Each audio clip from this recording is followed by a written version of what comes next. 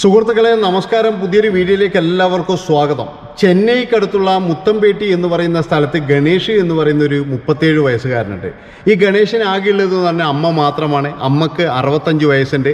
പക്ഷേ അമ്മ ഭയങ്കര സങ്കടത്തിലാണ്. എന്താണെന്ന് വെച്ച് കഴിഞ്ഞാൽ ഗണേഷിൻ്റെ ഒരു കല്യാണം കഴിഞ്ഞിരുന്നു ആദ്യം ഒരു 6 വർഷങ്ങൾക്ക് മുന്നേ. ആ ഭാര്യ ഇപ്പോഴും പിരിഞ്ഞു പോയിരിക്കുകയാണ്. അങ്ങനെ തൻ്റെ മകന് ആരുമില്ലല്ലോ, താനെങ്ങാനും ഇപ്പോൾ മരിച്ചു പോയി കഴിഞ്ഞാൽ തൻ്റെ മകൻ അനാഥനായി പോകുമല്ലോ എന്ന് ഓർത്തിട്ട് ഭയങ്കര വിഷമത്തിലാണ് ഈ ഇന്ദിര എന്ന് പറയുന്ന 65-കാരി, അതായത് ഗണേശൻ്റെ അമ്മ. ഏതായാലും അമ്മ ഒരുപാട് ആൾക്കാരോട് ചോദിക്കും, എവിടെയെങ്കിലും ഒരു രണ്ടാംകെട്ടുകാരി ഉണ്ടെങ്കിൽ ഒന്ന് എൻ്റെ മകന് പറഞ്ഞു കൊടുക്കൂ, അവന് ഈ ഒറ്റയ്ക്ക് ജീവിക്കാൻ കഴിയില്ല, ഞാൻ മരിച്ചു പോയി കഴിഞ്ഞാൽ എന്ത് ചെയ്യും എൻ്റെ മകൻ എന്നൊക്കെ പറഞ്ഞ് എല്ലാവരോടും പറയും. ബന്ധുക്കളോടും പറഞ്ഞു, അതുപോലെ അയൽവാസികളോടും പറഞ്ഞു. അങ്ങനെ ഇരിക്കെയാണ് ഒരു ബ്രോക്കർ വരുന്നത് ഇവരുടെ വീട്ടിലേക്ക്.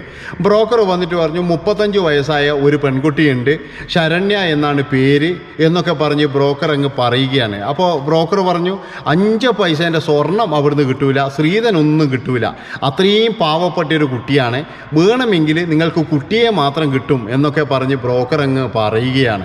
ഏതായാലും ഈ ഇന്ദിര പറഞ്ഞു, എന്തിനാണ് സ്വർണം, എനിക്കൊരുപാട് സ്ഥലങ്ങളുണ്ട്, എൻ്റെ മകനും അത്യാവശ്യം സ്വത്തുക്കളുണ്ട്, സ്വന്തമായിട്ട് 2 വീടുണ്ട്, പിന്നെ നമുക്ക് എന്തിനാണ് സ്വർണം എന്നൊക്കെ പറഞ്ഞ് ഞങ്ങൾക്ക് കുട്ടിയെ മാത്രം മതി, ഞങ്ങൾ അങ്ങോട്ട് സ്വർണ്ണം ഇട്ട് കൊടുക്കും, 25 പവൻ ഞാൻ അങ്ങോട്ട് ഇട്ട് കൊടുക്കും എന്നൊക്കെ പറഞ്ഞിട്ട് ഇന്ദിര അങ്ങ് വാചാലയായി എന്നുള്ളതാണ്.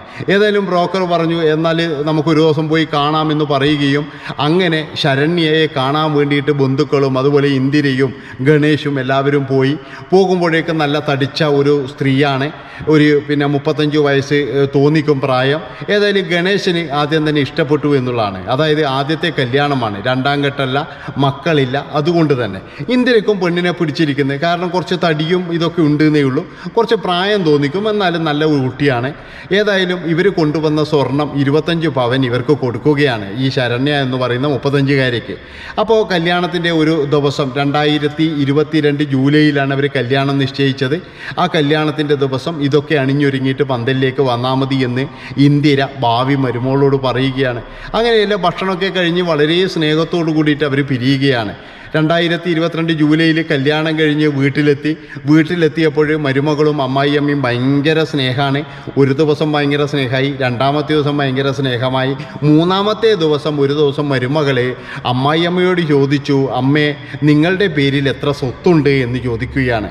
അമ്മ പറഞ്ഞു, എൻ്റെ പേരിൽ ഒരു വീടുണ്ട്, അതുപോലെ തന്നെ കുറച്ച് സമ്പാദ്യമുണ്ട്, പിന്നെ ഭർത്താവിൻ്റെ കുറച്ച് സമ്പാദ്യം അതും എൻ്റെ പേരിൽ തന്നെയാണ് എന്നൊക്കെ ഇന്ദിര അങ്ങനെ അങ്ങ് പറഞ്ഞു. കുറച്ച് കഴിഞ്ഞപ്പോൾ ചോദിച്ചു, ഗണേശ ചേട്ടൻ എത്ര സ്വത്തുണ്ട്, ഈ വീട് അതുപോലെ തന്നെ അവൻ്റെ ജോലിയുണ്ട്, പിന്നെ എന്ന് പറഞ്ഞാൽ അവനും കുറച്ച് സ്ഥലവും കാര്യങ്ങളൊക്കെ ഉണ്ട് എന്ന് ഈ ഇന്ദിര അങ്ങ് പറയുകയാണ്. കാരണം മരുമകളല്ലേ ചോദിക്കുന്നത്, ചോദിക്കാനുള്ള അവകാശമുണ്ട്, അതുമാത്രവുമല്ല ഇഷ്ടം കൊണ്ടല്ലേ ചോദിക്കുന്നത്. ഏതായാലും 5ാമത്തെ ദിവസം മരുമകൾ പറഞ്ഞു, അമ്മയൊരു കാര്യം ചെയ്യണം, ഈ സ്വത്തുക്കളെല്ലാം എൻ്റെ പേരിൽ എഴുതി വെക്കണം. കാരണം എന്താണെന്ന് വെച്ചാൽ നിങ്ങളെങ്ങാറ്റം നാളെ തട്ടിപ്പോയി കഴിഞ്ഞാൽ ഞാൻ എന്ത് ചെയ്യും, ഞാൻ അനാഥയാവൂലേ എന്നൊക്കെ പറഞ്ഞ് മരുമകൾ അങ്ങനെ പറയുന്നത് കേട്ടപ്പോഴും ശരിക്ക് ഇന്ദിര ഞെട്ടിപ്പോയി എന്നുള്ളതാണ്. അതിനെ ചൊല്ലിയിട്ട് പിന്നാന്ന് പറഞ്ഞ് ആ വീട്ടിലങ്ങ് സ്ഥിരമായിട്ട് പ്രശ്നമാകാൻ തുടങ്ങി. ഇന്ദിരക്കാണെങ്കിൽ ഭയങ്കര വിഷമമായി. എന്താണെന്ന് വെച്ച് കഴിഞ്ഞാൽ ഒരു മരുമകൾ പിണങ്ങിപ്പോയി, പിന്നെ ഡിവോഴ്സ് ആയിരിക്കുകയാണ്. ഇനി ഇവളും കൂടി പിണങ്ങിപ്പോയി ഡിവോഴ്സ് ആയി കഴിഞ്ഞാൽ തൻ്റെ മകന് പിന്നെ ഒരാളും ഉണ്ടാവില്ല, ഒരാൾ പോലും തൻ്റെ മകന് പിന്നെ പെണ്ണ് കൊടുക്കൂല, തൻ്റെ മകൻ്റെ പ്രശ്നമാണെന്നേ കരുതൂ എന്നൊക്കെ വിചാരിച്ചിട്ട് ഈ ഇന്ദിര എന്ന് പറയുന്ന 65-കാരിക്ക് വയ്യാതായി എന്നുള്ളതാണ്. വളരെയധികം ടെൻഷനായി അവർക്ക്. ഇതൊന്നും ഇവർ മകനെ അറിയിച്ചിട്ടില്ല. മകൻ വരുമ്പോഴേക്ക് ഇവരുടെ വഴക്കും കാര്യങ്ങളൊക്കെ കഴിയും. അങ്ങനെയിരിക്കെ ഒരു ദിവസം ഈ സ്ത്രീ ക്രൂരമായിട്ട് ഇന്ദിരയെ മർദ്ദിച്ച് പുറത്താക്കി എന്നുള്ളതാണ്. പുറത്താക്കിയിട്ടും തൻ്റെ മകൻ വരുന്നതിന് മുന്നേ വീട്ടിൽ കയറുന്നു. വീട്ടിൽ കയറിയിട്ട് ഈ സുകന്യയോട് പറയുകയാണ്, ശരണ്യയോട് പറയുകയാണ്, നീ മോളെ നിൻ്റെ പേരിൽ ഞാൻ എഴുതി തരാം, നിൻ്റെ പേരിൽ എല്ലാം ഞാൻ എഴുതി തരാം, എൻ്റെ മകനെ നീ വിട്ടു പോകരുത്, അതുപോലെ തന്നെ എൻ്റെ മകനിത് അറിയരുത് എന്നൊക്കെ പറഞ്ഞിട്ട് മരുമകളെ അങ്ങ് സൂചിപ്പിക്കുകയാണ്. മരുമകൾ പറഞ്ഞു ശരി എന്നാലും എന്ന് പറഞ്ഞ് അങ്ങനെ പിറ്റേ ദിവസം ഇവർ 2 പേരും മകൻ ജോലിക്ക് പോയി കഴിഞ്ഞതിന് ശേഷം നമുക്ക് രജിസ്റ്റർ ഓഫീസിൽ പോയിട്ട് രജിസ്റ്റർ ചെയ്യാമെന്ന് പറയുകയും അങ്ങനെ അവിടെ രജിസ്റ്റർ ഓഫീസിലേക്ക് പോകുമ്പോൾ ആധാർ കാർഡ് എടുക്കാൻ പറയുന്നുണ്ട്. ഏതായാലും ആധാർ കാർഡ് എന്ന് പറയുമ്പോഴേക്കും ഈ ശരണ്യക്കാകെ പേടിയായി. കാരണം എന്താ വെച്ചാൽ ശരണ്യൻ്റെ കയ്യിൽ ആധാർ കാർഡ് ഇല്ല. അമ്മയോട് പറഞ്ഞ, അമ്മ എൻ്റെ കയ്യിൽ ആധാർ കാർഡ് ഇല്ല, എന്താ ചെയ്യാന്ന് പറഞ്ഞു. പിന്നെ എങ്ങനെ ഇത് എഴുതി വെക്കും, അതായത് ഇത് എഴുതണമെങ്കിൽ ഇതൊരാളുടെ പേരിൽ രജിസ്റ്റർ ചെയ്യണമെങ്കിൽ ആധാർ കാർഡ് വേണ്ടേ. ഏതായാലും ആ മോഹം അവിടെ അങ്ങ് ഉപേക്ഷിച്ചു എന്നുള്ളതാണ്. ഒരു 3-4 ദിവസം കഴിഞ്ഞപ്പോഴേ പെട്ടെന്ന് ഈ ശരണ്യ എന്ന് പറയുന്ന നവവധു ഉണ്ടല്ലോ, ഈ നവവധു പറയുകയാണ്, എൻ്റെ അമ്മയ്ക്ക് സുഖമില്ല എന്ന് പറഞ്ഞിട്ട് ഫോൺ വന്നിട്ടുണ്ട്, ഞാൻ അങ്ങോട്ട് പോവുകയാണ്, ഞാനിനി 3-4 ദിവസം കഴിഞ്ഞിട്ടേ വരികയുള്ളൂ എന്ന് ഗണേശനോടും അതുപോലെ തന്നെ ഇന്ദിരയോടും പറയുകയാണ്. അങ്ങനെ കുറേ നാളായില്ലേ, പോയിട്ട് വരട്ടെ, അമ്മയെ ശുശ്രൂഷിക്കേണ്ടേ അല്ലേ എന്നൊക്കെ വിചാരിച്ചിട്ട് ഇന്ദിര സമ്മതം മൂളുന്നു. അതുപോലെ തന്നെ ഗണേശനും സമ്മതം മൂളുന്നു. പിന്നെന്ന് പറഞ്ഞു കഴിഞ്ഞാൽ ഇവരുടെ കുറച്ച് പൈസയും കാര്യങ്ങളൊക്കെ രണ്ടുപേരും ചേർന്ന് ഈ മരുമകൾക്ക് കൊടുക്കുകയാണ്, അമ്മയെ ആശുപത്രിയിലൊക്കെ കൊണ്ടുപോകുന്നതിന് വേണ്ടിയിട്ട്. അങ്ങനെ ഈ മരുമകൾ പോയി ഒരു 4-5 ദിവസം കഴിഞ്ഞിട്ടും ഒരു വിവരവുമില്ല, ഒന്ന് വിളിച്ചിട്ടുമില്ല, ഒന്നും ചെയ്യുന്നില്ല. ഏതായാലും ഗണേശൻ ഒരു കാര്യം ചെയ്തു, അവിടം വരെ പോകാൻ വേണ്ടി തീരുമാനിച്ചു. അങ്ങനെ ഭാര്യ വീട്ടിലേക്ക് ഗണേശൻ പോവുകയാണ്. അവിടെ എത്തിയപ്പോഴാണ് അവിടെ അങ്ങനെ ഒരാളേയില്ല. അതായത് ശരണ്യ എന്ന് പറയുന്ന ഒരാളോ ഇല്ലെങ്കിൽ അവരുടെ അമ്മയോ ഒന്നുമില്ല. അയൽവാസികളോട് അന്വേഷിച്ചാലും പറഞ്ഞു അവർ കല്യാണം കഴിക്കാൻ വേണ്ടിയിട്ട് ഇവിടെ ഒരു വീട് വാടകയ്ക്ക് എടുത്തിയാണ്. കല്യാണം കഴിഞ്ഞ് പിറ്റേ ദിവസം മുതലേ അവരെല്ലാവരും ഇവിടുന്ന് പോവുകയും ചെയ്തു. ആകെയുള്ളത് അമ്മയും മോളും മാത്രമാണ്, വേറെ ആരുമില്ല എന്നൊക്കെയാണ് പറഞ്ഞത്. ഏതായാലും ഗണേശൻ ഇത് വിശ്വസിക്കാൻ കഴിയില്ല. ഗണേശൻ പെട്ടെന്ന് തന്നെ വീട്ടിലേക്ക് വന്നു. വീട്ടിൽ വന്ന് ഇന്ദിരയോട് കാര്യങ്ങളൊക്കെ പറഞ്ഞു. ഇന്ദിര അപ്പോഴാണ് ഓർത്തത്, അന്നത്തെ ഒരു ദിവസം ആ ഒരു ആധാർ കാർഡ് ചോദിച്ചപ്പോൾ തന്നെ മരുമകളുടെ മുഖത്തൊരു ഭയം കണ്ടിരുന്നു. ഏതായാലും അവരുടെ മുറി പരിശോധിച്ചപ്പോഴേ അവർക്കതിൽ നിന്നും ആധാർ കാർഡ് കിട്ടുകയാണ്.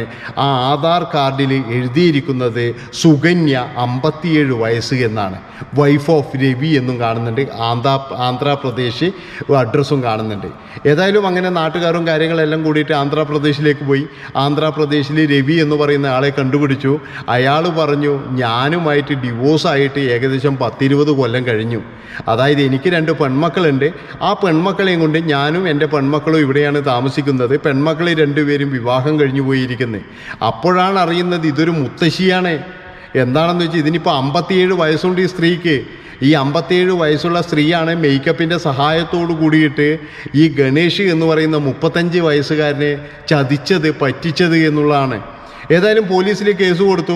പോലീസുകാരോട് കാര്യങ്ങളൊക്കെ പറഞ്ഞു. പോലീസുകാരോട് പറഞ്ഞ് ഞങ്ങളുടെ 25 പവനും കൊണ്ടാണ് പോയിരിക്കുന്നത്, അതുപോലെ വീട്ടിൽ നിന്നും കുറേ പൈസയും കൊണ്ടുപോയിട്ടുണ്ട് എന്നൊക്കെ പറഞ്ഞ് പോലീസുകാർക്ക് കേസും കാര്യങ്ങളും ഈ അഡ്രസ്സൊക്കെ കൊടുത്തപ്പോഴാണ് പോലീസുകാർ വീണ്ടും ഞെട്ടിയത്. അതായത് 2 വർഷങ്ങൾക്ക് മുന്നേ ജോളാർപേട്ട എന്ന് പറയുന്നൊരു സ്ഥലത്ത് അവിടെ ഈ ക്യാൻറ്റീൻ നടത്തുന്ന ഒരാളുണ്ട്. അയാളെയും പറ്റിച്ചു പോയ ഒരു സ്ത്രീയാണിത്. അയാൾ അന്ന് തന്നെ അവിടെ കംപ്ലയിൻ്റ് എഴുതി കൊടുത്തിരുന്നു. അയാളുടെ ഒരുപാട് ഏകദേശം ഒരു 10 ലക്ഷത്തോളം രൂപയും അതുപോലെ തന്നെ ഒരുപാട് കാര്യങ്ങളൊക്കെ ഈ പറ്റിച്ച് യുവതി പോയിട്ടുണ്ട് എന്ന്. അയാളെ പോയിട്ട് അന്വേഷിച്ചു. അയാൾ പറഞ്ഞു, എങ്ങനെയെങ്കിലും അവളെ എനിക്ക് കൊണ്ടുതരണം, അവളില്ലാതെ എനിക്ക് കഴിയുന്നില്ല. അതായത് എൻ്റെ പൈസ പൊക്കോട്ടെ, എൻ്റെ സ്വർണവും പൊക്കോട്ടെ, പക്ഷേ എൻ്റെ ഭാര്യ എന്ന നിലയിൽ 1 മാസം എൻ്റെ കൂടെ ജീവിച്ചവളാണ്, ഞാൻ അവൾക്ക് എൻ്റെ ഹൃദയം കൊടുത്തു എന്നൊക്കെ പറഞ്ഞിട്ട് അയാൾക്ക് ഭയങ്കര മുടിഞ്ഞ പ്രേമം നോക്കുമ്പോഴേക്ക് ഈ സ്ത്രീയോട് ഒരു കേസും ഇല്ലയെന്ന് അയാൾ പറയുന്നു. ഞാൻ കാണുന്നില്ല എന്ന് പറഞ്ഞിട്ടാണ് കംപ്ലയിൻറ്റ് കൊടുത്തത്, എന്നെ പറ്റിച്ചു പോയിട്ട് ഞാൻ കംപ്ലയിൻറ്റ് കൊടുക്കുന്നില്ല എന്ന് അദ്ദേഹം തർപ്പിച്ച് പറയുകയും ചെയ്തു. അങ്ങനെ അത് കഴിഞ്ഞതിന് ശേഷമാണ് മറ്റൊരു കേസും കൂടി വരുന്നത്. സമാനമായിട്ട് വേറൊരു സ്ഥലത്തൊന്നും ഇതുപോലെ തന്നെ ഈ സ്ത്രീ പറ്റിച്ചിട്ടുണ്ടെന്ന്. ഏതായാലും ആ സ്ത്രീയെ പോലീസുകാർ കണ്ടുപിടിക്കുന്നു. സ്ത്രീയെയും അതുപോലെ തന്നെ അമ്മയെയും പോലീസ് അറസ്റ്റ് ചെയ്യുന്നു. അറസ്റ്റ് ചെയ്ത് കഴിഞ്ഞതിന് ശേഷമാണ് ഇവരുടെ ഈ തട്ടിപ്പുകൾ മുഴുവൻ പുറത്തു വരുന്നത് എന്നുള്ളതാണ്. നിരവധി യുവാക്കളെയാണ് ഇവർ തട്ടിപ്പിനെ ഇരയാക്കിയിരിക്കുന്നത്. അതായത് ഈ ബ്യൂട്ടി പാർലറിൻ്റെ സഹായത്തോടു കൂടിയിട്ട് നല്ല മേക്കപ്പും കാര്യങ്ങളൊക്കെ ചെയ്ത് വയസ്സ് കുറഞ്ഞ രീതിയിൽ ഇവർ വീട്ടിലേക്ക് നവവധുവായി പോവുകയാണ്. 2-3 ദിവസങ്ങൾ കഴിഞ്ഞാൽ അവിടെ നിന്നുമുള്ള സ്വർണവും പണവും എല്ലാം എടുത്ത് മുങ്ങുന്ന ഒരു സ്വഭാവമാണ്. ഇവർ തിരഞ്ഞെടുക്കുന്ന ആൾക്കാർ എന്ന് പറഞ്ഞാൽ ആരുമില്ലാത്ത പണക്കാരെയാണ്. അതായത് ഇപ്പോൾ അനാഥരായ ഈ ക്യാൻറ്റീൻ നടത്തിപ്പുകാരൻ, അദ്ദേഹത്തിന് ആരുമില്ല, അദ്ദേഹം മാത്രമേ ഉള്ളൂ. അപ്പോൾ അയാളെ പോലെയുള്ള ഒരുപാട് പൈസയുള്ള കുറച്ച് ടീമുണ്ട്. ഇങ്ങനെയുള്ള ആൾക്കാരെയാണ് ഇവർ പറ്റിക്കാൻ തിരഞ്ഞെടുക്കുന്നത് എന്നുള്ളതാണ്. ഏതായാലും ഇത്രയും പറഞ്ഞുകൊണ്ട് ഈ ഒരു വീഡിയോ ഇവിടെ വെച്ച് വൈൻഡപ്പ് ചെയ്യുകയാണ്. നമ്മുടെ സമൂഹത്തിൽ ഇന്നത്തെ അവസ്ഥ എന്ന് പറഞ്ഞു കഴിഞ്ഞാൽ പെണ്ണുങ്ങൾക്ക് ഭയങ്കര ക്ഷാമമാണ്. അതായത് കല്യാണം കഴിക്കാൻ വിചാരിച്ചു കഴിഞ്ഞാൽ പെണ്ണുങ്ങളെ കിട്ടാനില്ല. അതുകൊണ്ട് തന്നെ എന്ന് പറഞ്ഞാൽ എവിടെയെങ്കിലും പോയി വീഴാൻ വേണ്ടിയിട്ട് ആൾക്കാർ തയ്യാറാണ്. ഈ ബ്രോക്കർമാരെയൊക്കെ പ്രത്യേകിച്ച് എല്ലാം പറയുന്നതെങ്കിൽ വിശ്വസിക്കാൻ പാടില്ല എന്നാണ് എനിക്ക് പറയാനുള്ളത്. എവിടെയാണ് ചതി വരിക, എപ്പോഴാണ് ചതി വരിക എന്നൊന്നും പറയാൻ പറ്റൂല. ചില ആൾക്കാരൊക്കെ പറയുന്നുണ്ട് ഈ ഗണേശൻ എന്തൊരു പൊട്ടനാണ്, ഈ 57-കാര്യല്ലേ വന്നത്, ഇത്രയും ദിവസം താമസിച്ചിട്ടും അവന് മനസ്സിലായിട്ടില്ലേ, അതായത് ഭാര്യ ഭർത്താക്കന്മാരായിട്ട് ജീവിക്കുമ്പോൾ ഇത്രയും പ്രായമുള്ള സ്ത്രീയെ കണ്ടു കഴിഞ്ഞാൽ മനസ്സിലായിട്ടില്ലേ എന്നൊക്കെ പറയുമ്പോൾ ഈ സ്ത്രീ പറയുന്നത്, ഗണേശൻ ചോദിച്ചിട്ടുള്ളത് ഈ സ്ത്രീയോട്, അപ്പോൾ ഈ സ്ത്രീ പറയുന്നത് എന്താണെന്ന് വെച്ച് കഴിഞ്ഞാൽ അത് എൻ്റെ ഹോർമോണിൻ്റെ പ്രശ്നമാണ്, അല്ലെങ്കിൽ എനിക്ക് തൈറോയിഡിൻ്റെ പ്രശ്നമാണ്. അപ്പോൾ ഗണേശൻ വിചാരിക്കും പാവല്ലേ, ഞാനും 2ാം ഘട്ടല്ലേ, എൻ്റെ ആദ്യത്തെ ഭാര്യ പോയില്ലേ, ഇനിയിപ്പോൾ ഇതേ ഉള്ളൂ നമുക്ക് എന്ന് വിചാരിച്ചിട്ട് ഗണേശൻ എന്ത് ചെയ്തു, മിണ്ടാതിരുന്നു എന്നുള്ളതാണ്. നന്ദി, നമസ്കാരം.